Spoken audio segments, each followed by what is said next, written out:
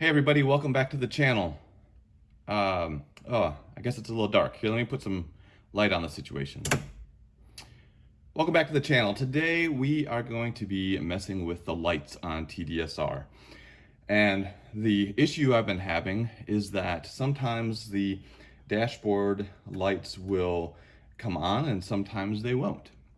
And when you try to adjust the brightness, as you can see, sometimes they flake out and sometimes they're fine. And if you try to use the light switch to turn the overhead lights on, the dashboard lights go out. So there's a problem going on here. Right now the headlights work fine, all the indicator lights, everything works fine.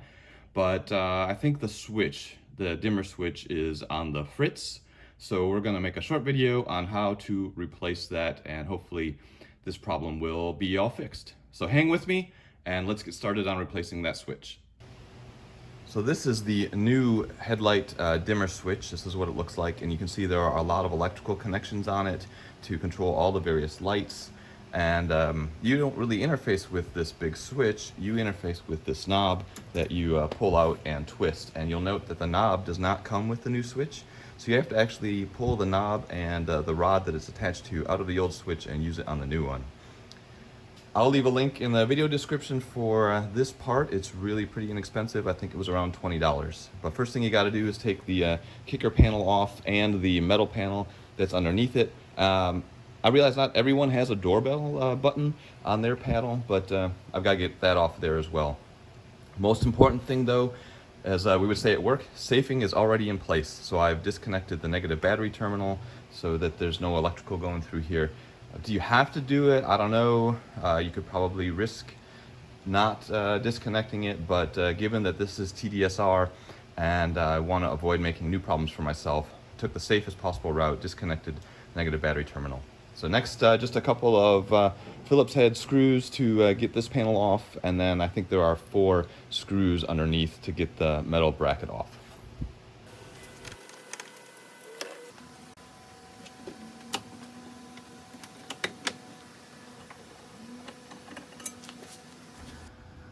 The next step is to get the rod off of the old switch, and showing you on the new switch, there's a button behind this larger metal part, a button right here that you depress, and when you depress that, it unlocks that rod. It's a triangular shaped rod, and you can just pull it straight out of the old switch while you hold this button down.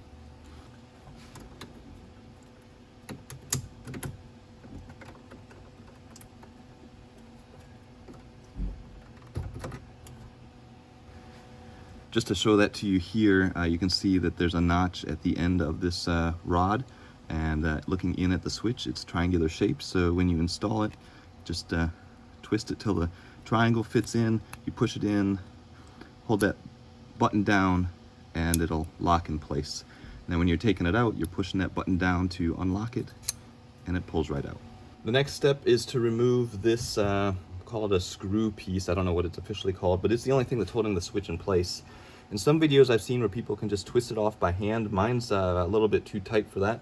So just a regular Phillips screwdriver, put it in where the rod came out of, give it a twist to loosen it, and then you just unscrew it. And when you remove this, the switch is gonna be free. And be sure to keep this piece. You're gonna have to reuse it. And there's my switch, and it looks pretty dirty and nasty, so I think replacing this is a good idea. We'll have to see what the contacts look like, but let's keep going. Looking at the switch, there are 2 electrical connectors on it. One is this small one at the top, and then you've got that big one at the back. And for the small one, you simply just pull it off. It's a friction fit. For the one on the back, there's 1 tab on each side that you need to spread apart, and then gently, with even pressure, push the big connector off the back.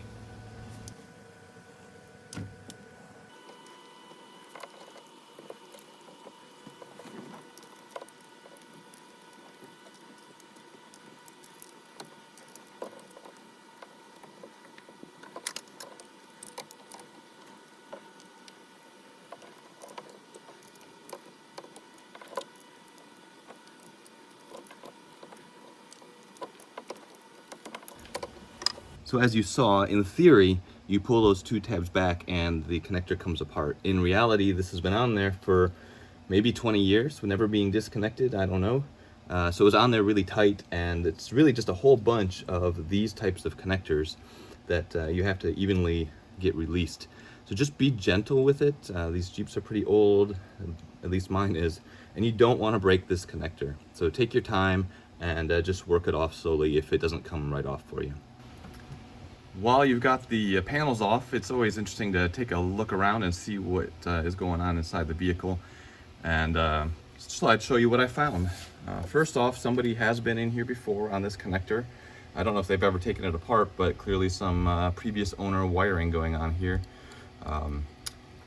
Looks like these two wires used to be one single wire going into the switch, but now they both branch off and connect together to this red wire. Must be providing, obviously, switch power, who knows which switches. I can probably go look in the wiring diagram to see what the red and white wires are on the switch, but it sends power off somewhere, and that wire goes somewhere up in the dash. I don't know where it goes. But I guess at some point I'm going to take the dash off to work on the blend doors. But maybe I'll get to figure that out then. No idea. Also, there's this connector over here that just hanging here, having fun, enjoying life in the freedom. Don't know what it does.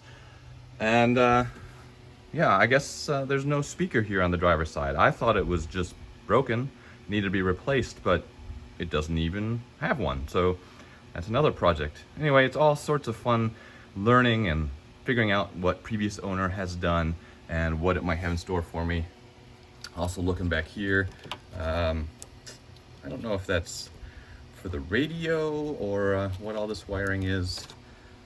I guess it's one of those things where I probably just don't want to know. Jeep works, so let's just leave it alone. Get back to putting the switch in place. And reinstalling this is just exactly the opposite of taking it apart. Just put it all back together the way you found it.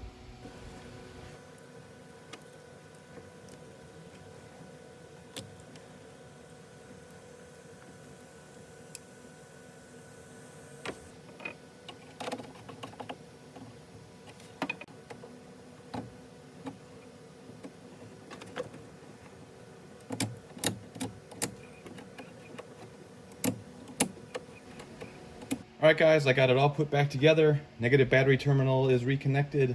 Let's go ahead and cross our fingers and see if it works.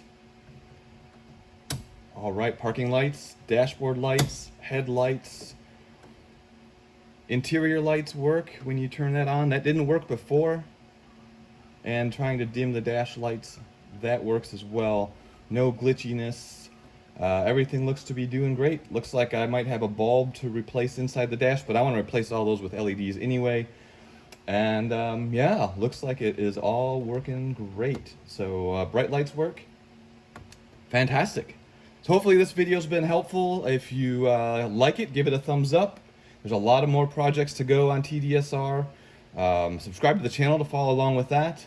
And if you hang on, I've got a side question to help me figure out what to do with one of my upcoming projects. Thanks again for watching. Until the next video, have a good one. Little bonus footage. I need your help and input and comments on this one. This is the driver's side speaker connection. I showed you there were wires but no speaker installed. I was about to take the speaker out of the passenger side, bring it over here and just see if it worked. But I even took the electrical tape that was really tightly wound around this smaller connector. But then I remembered back to my problem with the PCM and the horn. Put a fuse in for the horn and the PCM died. Maybe previous owner taped over this connection because something is a short somewhere and it's going to cause the speaker to blow? Or could it be shorted to something else and make something worse for TDSR? What do you guys think? Could anything bad happen by taking this connection? I don't know if it's giving me proper voltage. I don't know if it might be shorted to ground. Maybe I should put a meter on it first. Give me your thoughts on what to do with this before I just go throw a speaker on it and see what happens. Thanks for the help.